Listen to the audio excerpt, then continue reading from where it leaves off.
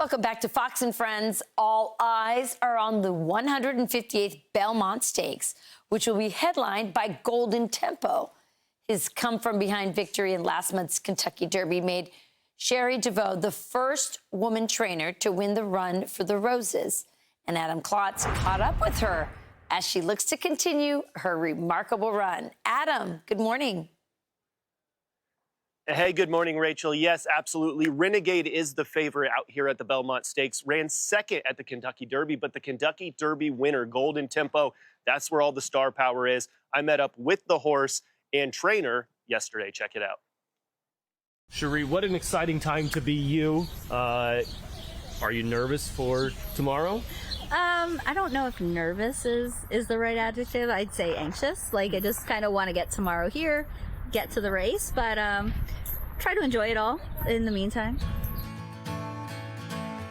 For a lot of fans, the Derby kind of came out of nowhere. Did you have a sense that you guys could do that? And then what does that mean going into this?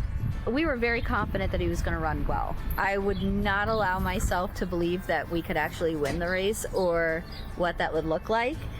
So that was a very positive surprise. It was exciting, but it wasn't completely unexpected. Oh my God, we're so proud of you! What makes Golden Tempo a champion? He is a horse that you had to see the vision of him getting better and him, you know, hitting all these milestones that weren't necessarily wins on the racetrack. He has the characteristics of a champion horse. He's got a lot of class to him. And then the talent is what we're developing and making him an athlete. But he has to have all the tools, and mentally, he had that. So how is the Derby different from Belmont, and how does that change what we might see in this race and change how you prepare for it?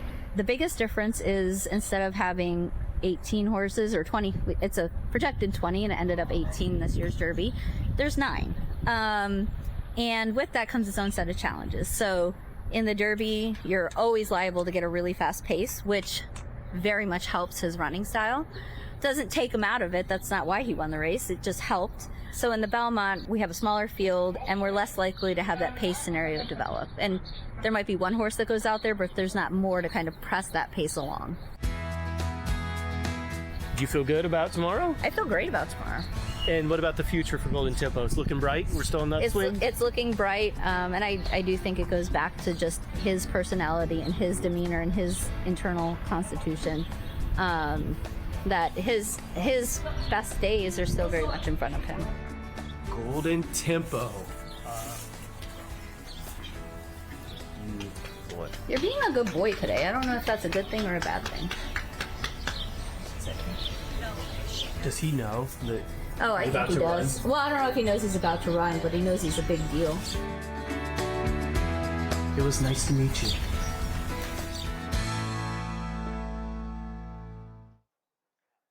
Rachel, Cherie's celebration after the Kentucky Derby went viral. She told me afterwards that if she could bottle that and kind of put it into a candle and light it and smell it, it would be the best thing ever, because that was the best feeling of her life. So it's safe to say she's addicted to winning. And who knows, maybe this afternoon, this evening, she'll get to smell that candle one more time, because Golden Tempo still has a pretty good chance today. Yeah, she's definitely not tired of winning. All right, Adam, great stuff. Thank you for the package. Be sure to like and subscribe for all the Fox News latest on YouTube, and catch full shows streaming now on Fox One.